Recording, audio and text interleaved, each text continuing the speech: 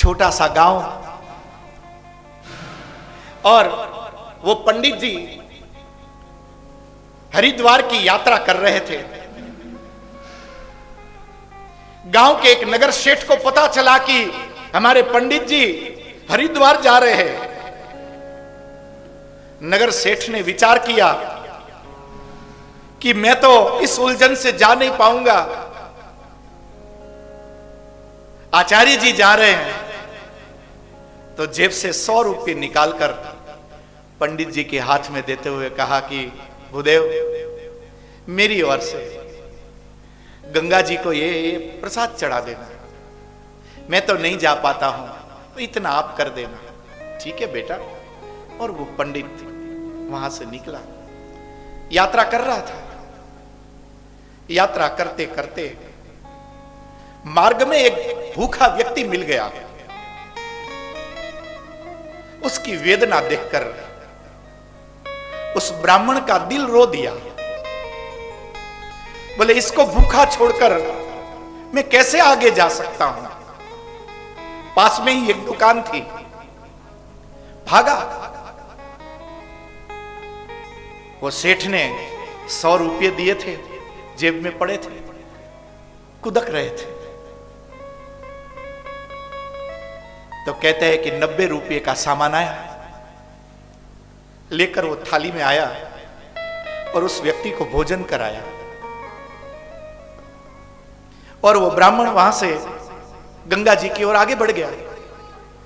और कहते हैं कि गंगा जी के प्रति चलने वाले हर कदम पर उस ब्राह्मण के दिल को चोट लग रही थी कि मैंने उस सेठ के साथ बेईमानी कर दी। उसने गंगा जी को चढ़ाने के लिए मुझे 100 रुपये दिए थे और मैंने 90 रुपये दूसरी जगह खर्च कर दिए। और कहते हैं कि वो ब्राह्मण गंगा जी आया, 100 रुपये के प्रसाद लिया और गंगा जी को चढ़ाया। रोने लगा वो गंगा के किनारे बैठकर कि मां, तू क्षमा करना, तुझे चढ़ाने के लिए मुझे उस सेठ ने 100 रुपये दिए थे और मार्ग में मैं बहक गया और मैंने 90 रुपये खर्च कर लिए और मैं केवल 10 रुपये, मेरे इस पाप को तू माफ कर देना। अब बोलते बोलते गंगा के किनारे बैठकर वो रोने लगा। हरिद्वार के इस प्रांगण में वो रात भर महादेव को पुकारता रहा। और कहते हैं कि महादेव को साथ लेकर स्वयं मां गंगा स्वप्न में सेठ के पास पहुंची और गंगा ने कहा कि सेठ, तूने जो 90 रुपये भेजे थे ना, वो मुझे मिल गए हैं। तू राजी रह बेटा, तू खुश रह। अब बनिया आदमी, गुप्ता जी माफ करना,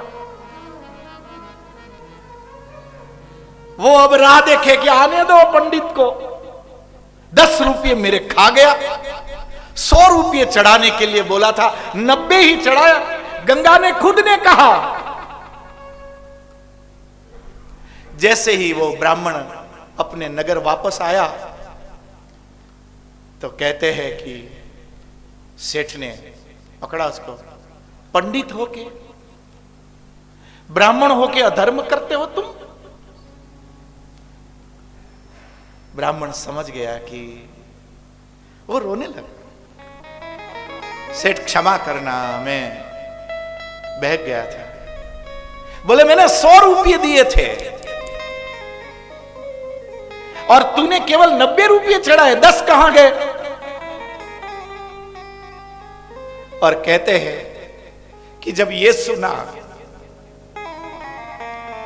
तब तो वो ब्राह्मण और ज्यादा रोने लग गया कि बोले, अच्छा मां, वो 10 रुपये का जो मैंने प्रसाद चढ़ाया था वो तूने गिना ही नहीं,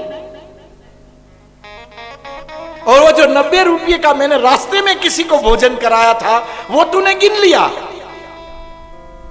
अरे पहले बता देती तो 10 रुपये उसी के हाथ में देकर आता, मेरे 100 रुपये हो जाते। ये 10 का ऋण चढ़ा दिया और कहते हैं कि उस ब्राह्मण ने अपनी जेब से 10 रुपये निकाले और उस सेठ के हाथ में रखा, ले पकड़ तेरे 10 रुपये। और कहते हैं कि उसी क्षण वो ब्राह्मण वहां से निकला और वो जब तक जीवित रहा, वो उस शहर से जो भी गरीब व्यक्ति आते जाते रहते थे तो उनकी सेवा में वो लग जाता था। कभी कोई बीमार आए तो उसकी औषधि करवा देता था। यदि कोई थका हारा आए तो उसके पास बैठकर उसके चरण दबाता था। और उसके चरण दबाते दबाते वो ब्राह्मण अनुभव करता था कि मेरे महादेव सोए हैं और मैं उनके चरण दबा रहा हूं। कभी किसी को भोजन कराए तो आज तो वो मुस्कुरा देता था कि क्या बात है, आज तो महादेव मेरे घर भोजन करने के लिए आए हैं। ऐसे कहते हैं प्रकृति लिंग, किसी के सुख के लिए यदि आप कुछ कर सको, ये जो आपका कुछ करना हुआ,